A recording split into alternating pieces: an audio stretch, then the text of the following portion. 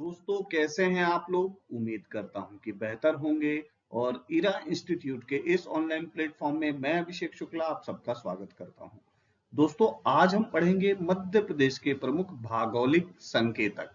ध्यान रखिएगा, हम ज्योग्राफिकल इंडिकेटर्स की बात करेंगे जो मध्य प्रदेश को मिले हैं। ध्यान रखिएगा, एक नए क्वेश्चन यहां से आता ही आता है। और हम सिर्फ ज्योग्राफिकल इंडिकेटर्स की बात नहीं करेंगे, हम साथ में इसकी पेरीफेरी भी देखेंगे कि कहाँ पे कौन सी चीज क्या है इंपॉर्टेंट है। तो मध्य प्रदेश के प्रमुख ज्योग्राफिकल इंडिकेशंस जीआई टैग्स की आज हम बात करने वाले हैं। आइए डिटेल में देखते हैं।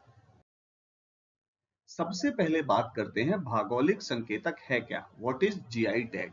सबसे पहले तो हमें यह समझना होगा कि जीआई टैग क्या है। तो देखिए, भौगोलिक संकेतक एक ऐसा नाम या चिन्ह है, थोड़ा ध्यान दीजिएगा, ऐसा नाम या चिन्ह है जिसका उपयोग उन विशेष उत्पादों पर किया जाता है जो किसी विशिष्ट भौगोलिक स्थान या मूल से संबंधित होते हैं। मतलब किसी एक ऐसे प्रोडक्ट को दिया जाता है जो किसी एक स्पेसिफिक क्षेत्र से या उसके ओरिजिन से संबंधित हो, रिलेटेड हो। क्लियर है, ये बात आपको पता होना चाहिए। क्लियर है।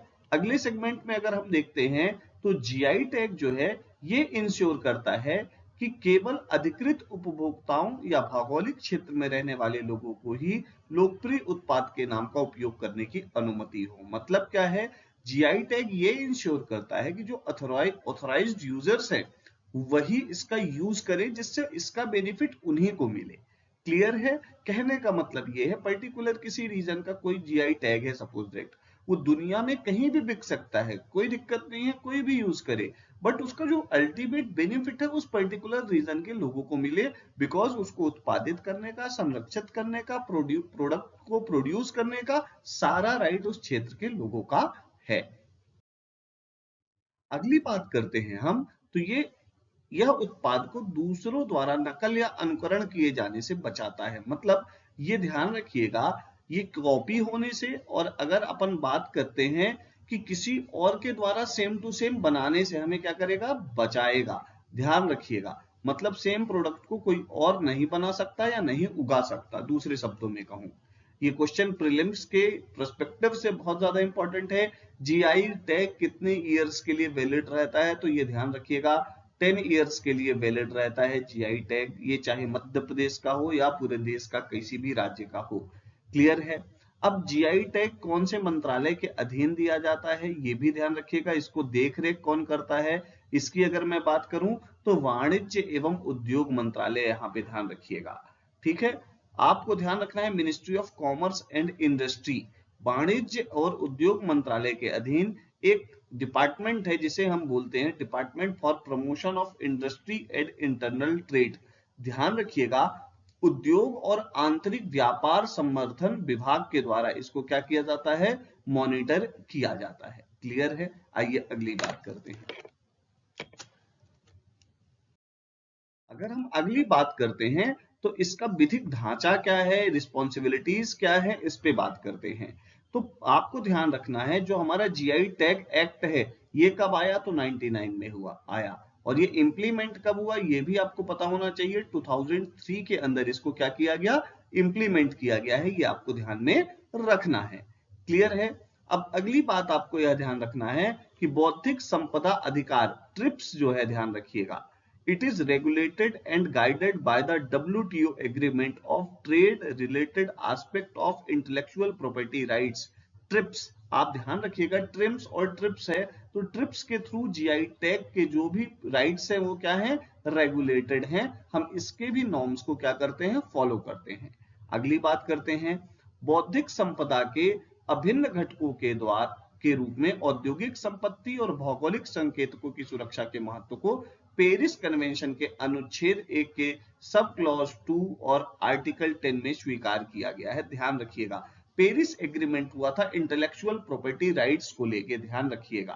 क्लियर है। और जो इंटेलेक्चुअल प्रॉपर्टी राइट्स को लेकर जो हमारा, ध्यान रखिएगा, पेरिस एग्रीमेंट हुआ था, उसी के थ्रू हम जीआई टैग्स को क्या करते हैं, रेगुलेट करते हैं। क्लियर है। वर्ल्ड इंटेलेक्चुअल प्रॉपर्टी राइट जो है WIPO, यह एक ऑर्गेनाइजेशन भी है, world intellectual property right organisation, जो कि 1967 में स्टेब्लिश हुआ था। ध्यान रखिएगा, यूएन का ही एक संस्थान है, यह भी आपको पता होना चाहिए। क्लियर है? WIPO। क्लियर है? अब अगली बात करते हैं मध्य प्रदेश के कौन कौन से इंपॉर्टेंट जीआई टैग हैं। अब मध्य प्रदेश के इंपॉर्टेंट जीआई टैग्स की अगर हम बात करते हैं तो मध्य प्रदेश का जो पहला जीआई टैग है वो भी आपको पता होना चाहिए। चंदेरी की साड़ी है अशोकनगर के अंदर। ये ध्यान रखिएगा, चंदेरी एक जगह है अशोकनगर के अंदर, और वहां की जो चंदेरी साड़ी है वो इंपॉर्टेंट हमारे यहाँ का हैंडीक्राफ्ट है। और 7 अगस्त को हम सेलिब्रेट करते हैं नेशनल हैंडीक्राफ्ट डे, ये भी आपको पता होना चाहिए। क्लियर है? चंदेरी की साड़ियों को साड़ियों की रानी भी कहा जाता है। एक विलेज है प्राणपुर, ये भी ध्यान रखिएगा। प्राणपुर विलेज जो है चंदेरी के अंदर है, जो देश का फर्स्ट हैंडीक्राफ्ट क्या है, विलेज है, जहां पे आप हैंडीक्राफ्ट को बनते हुए अपनी आंखों से देख सकते हैं। क्लियर है? तो चंदेरी हैंडीक्राफ्ट बहुत ज्यादा फेमस है, वर्ल्ड वाइड फेमस है, ध्यान रखिएगा। अगले सेगमेंट में मैं बात करता हूं नेक्स्ट जीआई टैग जो है हमारे मध्य प्रदेश का, वो है चमड़े के खिलौने। ध्यान रखिएगा, लेदर टॉयज के नाम से हम इनको जानते हैं, लेदर टॉयज ऑफ इंदौर। यहाँ पे एक कंफ्यूजन होता है बच्चों के माइंड में, ध्यान दीजिएगा जो मैं कह रहा हूं अगली बात। Leather complex is situated in Dewas and leather toys are from Indore. Clear है? चमड़े के बने खिलौने इंदौर में हैं और लेदर कॉम्प्लेक्स देवास में है, ध्यान रखिएगा। क्लियर है? अब यहां हम बात करते हैं चमड़े के खिलौने की, तो 2008 एंड 9 के अंदर जो हमारे लेदर टॉयज हैं उनको जीआई टैग प्रदान किया गया। अगली बात है, लेदर टॉयज के लिए एक लोगो के लिए अलग से जीआई टैग अप्लाई किया गया था, जो 2014 एंड 15 में मिला है, ये ध्यान रखिएगा। तो आपको ये ध्यान रखना है कि लेदर टॉयज को कब मिला है जीआई टैग, 2008 में, और इसके लोगों को कब जीआई टैग मिला है तो ध्यान रखिएगा 2014 के अंदर। क्लियर है? अगली बात हम करते हैं आपसे, तो ध्यान दीजिएगा बाघ प्रिंट। ध्यान रखिएगा, ये भी एक बहुत फेमस प्रिंट है हमारे मध्य प्रदेश का। बाघ एक जगह है जो कि धार डिस्ट्रिक्ट के अंदर है, और वहीं पे बाघ प्रिंट जो है वो बहुत ज्यादा इंपॉर्टेंट रोल प्ले करता है। बाघ प्रिंट के लिए आप लोगों को पता है 2015-16 के अंदर इसके लोगों को भी क्या मिला है, जीआई टैग मिला है, ये आप ध्यान रखिएगा। क्लियर है? बहुत ही ज्यादा इंपॉर्टेंट है बाघ प्रिंट। क्लियर है? अब आप मुझे जरा कमेंट बॉक्स में बताइए, बाघ प्रिंट का जनक किसे कहा जाता है? ठीक है, फादर ऑफ बाघ प्रिंट, या ध्यान रखिएगा आपको बताना है कि बाघ प्रिंट का जनक किसे कहा जाता है। बाघ प्रिंट धार का है हमारे, यह भी आपको पता होना चाहिए। अगली बात करते हैं, तो इसमें 2008-9 के अंदर ध्यान रखिएगा बिल मेटल वेयर है। 2008-9 के अंदर बिल मेटल वेयर है जो कि दतिया और टीकमगढ़ के अंदर है। 2008-9 में बिल मेटल वेयर है जो कि दतिया और कहाँ है, टीकमगढ़ के अंदर है। 2008-9 के अंदर इसको क्या दिया गया, जीआई टैग दिया गया है, ध्यान रखिएगा। और ये जो मूर्तियां आप नीचे बनी हुई देख रहे हैं, ये बिल मेटल वेयर से ही बनी हुई हैं, बहुत ही ज्यादा महत्वपूर्ण हैं, ये धातु से बनी मूर्तियां हैं। बिल मेटल वेयर का भी लोगो है, जिसे ध्यान रखिएगा 2014 के अंदर जीआई टैग दिया गया है। तो बिल मेटल वेयर को 2008-9 में और इसके लोगो को ध्यान रखिएगा 2014 में जीआई टैग दिया गया है। बुक्स में इसको अलग से नहीं डिफाइन करता है, इसलिए मैंने इसको आपके लिए अलग से वीडियो के रूप में लेकर आया हूं। अगली बात करते हैं तो महेश्वरी साड़ी। ध्यान रखिएगा, देवी अहिल्याबाई द्वारा महेश्वरी साड़ियों को क्या किया गया था, महेश्वर की साड़ियों को, हैंडीक्राफ्ट को स्टेब्लिश किया गया था। सूरत से लाकर इन्होंने व्यापारियों को बसाया था, कहां, महेश्वर के अंदर। और महेश्वरी साड़ी कहाँ की प्रसिद्ध है, तो यह भी ध्यान रखिएगा खरगोन की प्रसिद्ध है महेश्वरी साड़ियां। 2012-13 के अंदर इसको जीआई टैग दिया गया, किसको, महेश्वरी साड़ियों को। ध्यान रखिएगा, यह भी मध्य प्रदेश का बहुत इंपॉर्टेंट हैंडीक्राफ्ट है। अगली बात करते हैं नेक्स्ट जीआई टैग की, तो 2014-15 के अंदर दिया गया रतलामी सेव को। ध्यान रखिएगा, रतलामी सेव रतलाम की है, और आपको पता है रतलाम के 3 एस फेमस है, सोना, साड़ी और सेव। उसमें से जो जीआई टैग मिला है वो रतलामी सेव को मिला है। और आपको मैं बता देता हूं इस सेव के बनाने में वहां के पानी का विशेष योगदान है। इंटरव्यू में अक्सर बच्चों से पूछा जाता है जो रतलाम से होते हैं। क्लियर है? अगली बात करते हैं। नेक्स्ट जो जीआई टैग है वो बहुत ज्यादा इंपॉर्टेंट है। कुछ बच्चों को बहुत ज्यादा पसंद होगा जो चिकन खाना पसंद करते हैं। 2018-19 के अंदर कड़कनाथ मुर्गे को, जो कि झाबुआ अलीराजपुर से है, जीआई टैग दिया गया है। ध्यान रखिएगा। क्लियर है? ये बहुत ही ज्यादा इंपॉर्टेंट है मध्य प्रदेश के पर्सपेक्टिव से देखें। खासियत क्या होती है? ये मुर्गा पूरी तरीके से काला होता है, इसका खून भी काला होता है और कहते हैं कि बहुत ज्यादा ये गर्म भी करता है। ध्यान रखिएगा। www.kadaknath.com मध्य प्रदेश सरकार द्वारा कड़कनाथ को बेचने के लिए बनाई गई वेबसाइट भी है। क्लियर है? तो कड़कनाथ मुर्गे के बारे में आपको पता होना चाहिए। क्लियर है? अगली बात करते हैं। अगली बात है चिन्नौर राइस। एग्रीकल्चर सेक्टर के अंदर अगर मैं बोलूं तो मध्य प्रदेश का पहला जीआई टैग एग्रीकल्चर सेक्टर के अंदर जो कि जीआई टैग जो मिला है वो बालाघाट को दिया गया है। ध्यान रखिएगा। किसको दिया गया? बालाघाट। बालाघाट में किसे? चिन्नौर राइस को। ध्यान रखिएगा। चिन्नौर राइस बहुत ज्यादा फेमस है बालाघाट का। ध्यान रखना है आपको। एग्रीकल्चर सेक्टर में इसको दिया गया है फर्स्ट जीआई टैग 2021 के अंदर। Balaghat Chinnaur rice 2021। Next one. चलिए बात करते हैं हम अब मुरैना के गजक की। तो मुरैना का गजक आपको पता है कि बहुत ही ज्यादा महत्वपूर्ण है। एक स्पेशल प्रकार का, एक तरीके से हम कहें कि मध्य प्रदेश का जीआई टैग जो अपने उत्पाद के लिए विशेष तौर पर विश्व भर में क्या है? ध्यान रखिएगा, अपनी विशेष पहचान रखता है। ठंडी के मौसम में बनाया जाता है। तो मुरैना की गजक का ख्याल रखिएगा आप लोग कि ये क्यों इंपॉर्टेंट है। अगली बात करते हैं। मध्य प्रदेश के प्रमुख भौगोलिक संकेतकों में 2023 के अंदर अगर मैं बात करूं तो पत्थर शिल्प, संगमरमर बहुत ज्यादा पाया जाता है। कभी भी आप भेड़ा घाट जाएंगे जबलपुर में, ध्यान रखिएगा जबलपुर में लमेटा घाट भी है और भेड़ा घाट भी है। लमेटा घाट को यूनेस्को की अस्थायी सूची में शामिल भी किया गया है। और आपको पता है संगमरमर बहुत अच्छा पाया जाता है, सफेद संगमरमर जबलपुर में। आप कभी भी जाएंगे तो वहां अपना नाम लिखवा के इंसान संगमरमर में जरूर लेके आता है। क्लियर है? तो ये जो पत्थर शिल्प है जबलपुर का, इसको जीआई टैग दिया गया है। अगली बात करते हैं तो गोंड पेंटिंग की। तो गोंड पेंटिंग को भी डिंडोरी की, ये प्लेस भी कभी आपसे पूछ ले तो गोंड पेंटिंग कहाँ की? डिंडोरी की। 2023 के अंदर जीआई टैग दिया गया है। ये आपको पता है कि यहाँ पे एक जनगढ़ स्कूल ऑफ आर्ट है। ध्यान रखिएगा, जिसे हम जनगढ़ कलम भी कहते हैं। और यह गोंडी चित्रकला का ही एक प्रकार है, जिसे ध्यान रखिएगा जनगढ़ सिंह श्याम साहब ने डेवलप किया था। और फिर भज्जू सिंह श्याम, आनंद सिंह श्याम, ऐसे लोगों ने इसको आगे बढ़ाया है। तो गोंडी चित्रकला को जीआई टैग दिया गया है। प्लेस ध्यान रखिएगा डिंडोरी। अगली बात करते हैं लौह शिल्प की। ध्यान दीजिएगा, इसमें एक राजा थे हृदय शाह, इनका बहुत बड़ा योगदान था।